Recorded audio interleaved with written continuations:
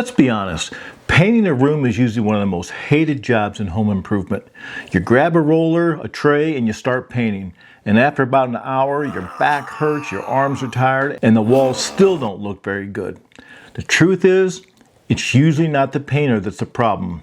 It's the tools. After more than 30 years of painting, I've learned that the right tools can make painting faster, easier on your body, and give you professional looking results. In this video, I'm going to show you the tools that actually make a difference and which ones you should avoid. And some of these tools are something most homeowners don't even know exist. If you saw my previous video about preparing a room for painting, this is the next step. So let's get started.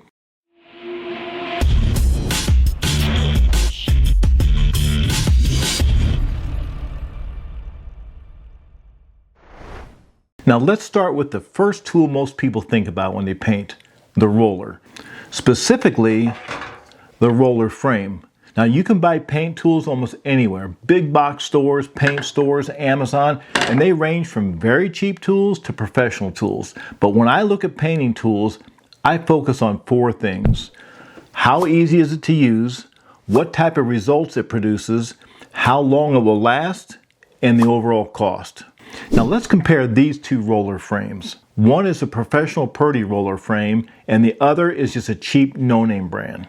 And just, if you take the no-name brand, these cheap ones, just look how easy they bend. That bending causes uneven pressure on the wall, which means paint goes on thicker on one side and thinner on the other side, and that leads to streaks and uneven coverage. The professional frame is stiff and solid, which keeps the roller even against the wall and gives you more consistent coats of paint. That means fewer passes up and down the wall and faster work. Now you would think that this Purdy is much heavier because just look at the difference in the thickness of these two. But actually, the Purdy is much lighter, so you don't get so tired when you're using it. And if you think about it, this thing, it reminds me of a coat hanger. They're cheap junk and just throw away. Now here's a quick tip when installing a roller.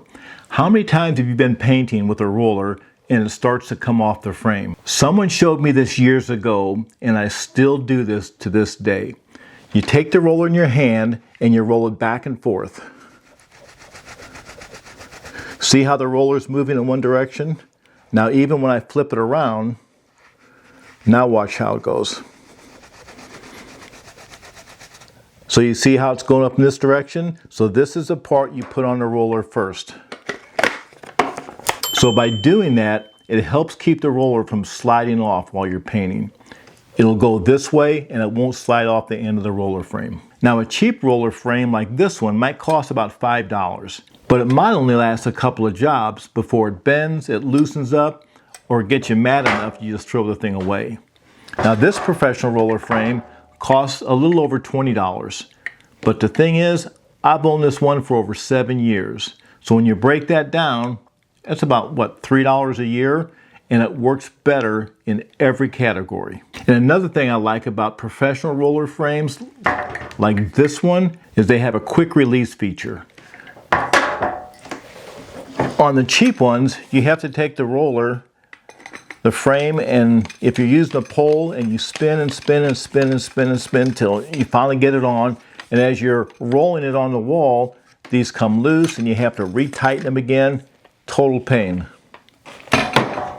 But with this system, the Purdy, I like it because it's got this little button on it and you put it inside your frame, it clicks right in there. You don't have to twist it in. When you need to remove it to clean it or put a different pole on, just press a button and it pulls right out. And that's a huge improvement when you're working.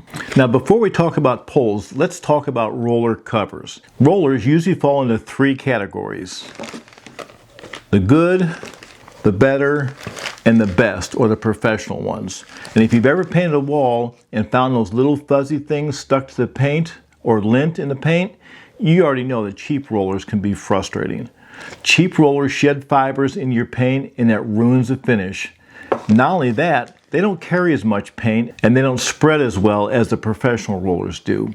Now if you're painting something like, say, a farm fence with oil paint, cheap rollers are fine. Use them, throw them away. But for interior walls that you'll actually look at up close, buy a decent roller cover. It's well worth it. Now here's what to look for in a roller. Look for rollers that are lint-free, and you can usually read that on the label. But some rollers claim to be lint-free, but they're definitely not. So test them out. When you get your roller, pull on the hairs a little bit,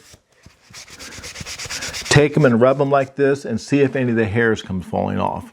I always do that anyway with any roller, but some of them never quit shedding. And the two most popular types that you'll find are this one, the microfiber, and then the woven. Now some people prefer the microfiber rollers. I've used those for years and still use them for things like my small rollers. But lately, I've been using these woven rollers. This one's made from Wooster, and they produce a really smooth, even finish. For right now, this is my go-to. It's a little bit more expensive, but it's well worth it. I can use this. The wall looks perfect, no lint gets on there. It does a great job and it's easier to use. And the next thing to consider when you're buying a roller is the nap. Now the nap refers to the length of the roller fibers. So typically you'll find 3/8 inch, 1/2 inch, 3/4 inch, and 1 inch. But a professional painter taught me something years ago that made a big difference. I asked him what type of rollers they use, and he said always the 1/2 inch nap rollers, even on flat walls. Because the 1/2 inch nap, it holds more paint, it covers more wall area, and it requires fewer trips to the tray. And it still leaves a very nice finish. For heavy texture walls, you might go with a 3/4 inch. But 90% of the times when I use a roller, it's the 1/2 inch. If you don't use a 1/2 inch, try it. You're gonna throw away the 3/8 inch and start using this all the time. Now better rollers like this one, they're gonna cost a little bit more. This one costs around $9 instead of the cheap ones that are like $3 or $4. But you can clean these and reuse them if you want to. And if you don't finish painting the same day, just take one of those plastic grocery bags, wrap the roller inside it, and put it inside your refrigerator. It'll stay usable for several days, and some people say even a week. And if you've ever had trouble removing the roller from the frame, here's an easy way to do it. Take your frame and your roller on it, go to a trash can, then hold it like this near the can, and just give it a hard hit on the rim of the can. Sometimes you have to do it twice, but the roller will come right off. Now here's another important tool, is the smaller roller. This one also comes with a quick release, just like this, so I can put it on and use it. But with the smaller roller, if you're doing areas like above a door or a window and you can't get the big roller up there because it's too wide, I use a paintbrush and then paint as much as I can close to the trim, and then I take the smaller roller and just roll it across there. That way it keeps the same texture as the main part of the wall. It'll blend right in and it'll look perfect. Now let's talk about paint poles.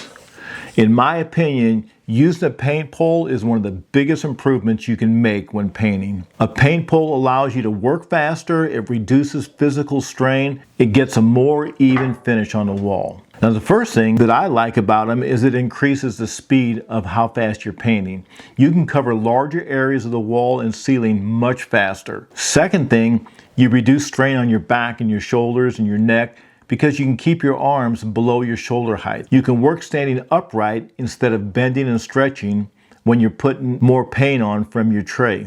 And the third thing is they improve coverage because the added leverage of the pole, it helps keep the roller pressure even. And fourth, they allow you to reach high up on the wall and the ceilings without climbing ladders.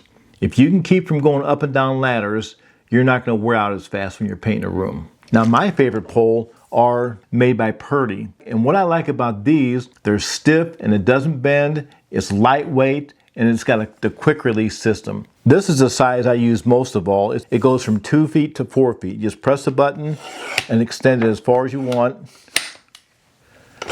It locks in solid and you go ahead and you start painting. But I also use this one here. This is a 4 foot to an 8 foot. So in case I'm doing a room with a vaulted ceiling or high walls, this one will reach out as far as you need to reach. And since they last almost forever, the investment in them is very inexpensive. This one probably cost me maybe $20, a little more than $20. The other one can go up to like say $40.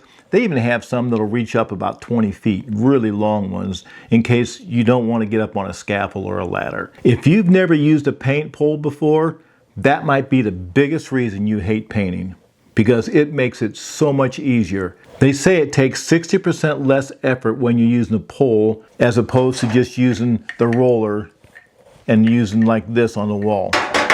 Personally, I would never paint a room without using a pole. Now let's talk about paint trays.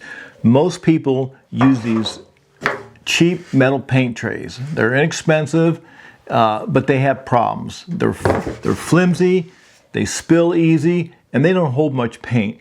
Usually you can put maybe a quart of paint inside here, a little bit more, but that means you're constantly refilling them. You're bending over to try to get them, and when you try to move them with all that extra weight, you take it and it starts to bend and flex and you spill paint everywhere. Recently, I've switched to this larger paint tray system. Now, this thing can hold up to almost a gallon of paint, but I usually don't put a full gallon. I put about 3/4 of a gallon in. I leave the other 1/4 of a gallon inside the bucket. That way I can use it for cutting in. But this, the nice thing, it comes with this handle. You take it, you move this up, and with this handle, it's much easier to move around without having to bend over. Watch how nice this works. The handle also acts as a holder for the roller when you have the pole on it. It also uses tray liners like a lot of them do. So when you're done, you just pour the extra paint back in your can and throw the liner away. And with this tall yellow handle, you're not going to be stepping on it or knocking it over as easy as you would with one hiding down low like these metal ones. Now, if you're painting multiple rooms with the same color, you might want to buy paint in a 5-gallon bucket. So when I use a 5-gallon bucket, I skip the tray and I use a screen like this one. So let me show you how these screens work. I'll just show you in an empty 5-gallon bucket. The screen has 2 hooks on the end. You just take it, slide it in the bucket, and the 2 hooks hook on the lip of the bucket, and this is what you rub your roller on. You dip it down in paint and you rub your roller and it's ready to go. It works great and it keeps everything contained. Now the downside is that 5-gallon buckets of paint are very heavy. Now here's a couple of nice tools to use. If you're using these 5-gallon buckets, and sometimes they're really hard to open and you're trying to pry them up with your fingers, especially if you got a little arthritis in your fingers, this little tool right here, it just hooks underneath here.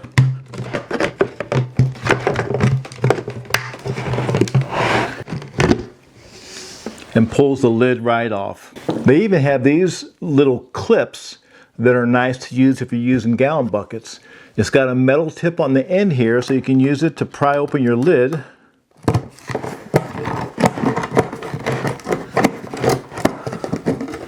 Just like that.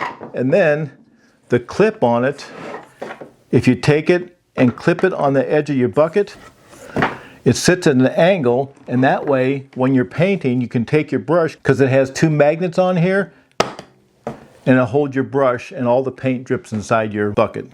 Now let's talk about paint brushes. Now if you go to the paint store or a big box store, it can get very confusing with all the different styles and sizes and different types of brushes and different makes. A good quality brush makes a huge difference. I prefer a 3-inch brush because it holds more paint. And it's easy for my hands because my hands are big. And that's especially helpful if you're cutting in along walls and ceilings. And if a 3-inch is too big, you can also get it in, you can get a 2.5-inch size brush. They're easy to use. Now, angled versus flat brushes. Angled brushes work great for corners, and flat brushes work great for trim work. I often use both depending on the situation. Now, as far as the bristle type, for trim work, I like a stiffer brush, so you can apply a thinner, smoother coat. The softer brushes, like this one, they hold more paint, which works great for cutting in. Now, several companies have been around for a long time, and they produce good brushes, like the Purdy, Wooster, or Coronas. I've used Purdy brushes for years, and they're currently my preferred brush. But I'd recommend you just try several brands, and it's important to keep care of your brush. A good brush is going to cost you upwards of $20 as opposed to just the cheap throwaway brushes. But the bristles don't come out, you won't find hairs inside your paint after you paint, and it does a great job on smoothing the paint out. Now another important tool is the drop cloth to protect your floors and furniture.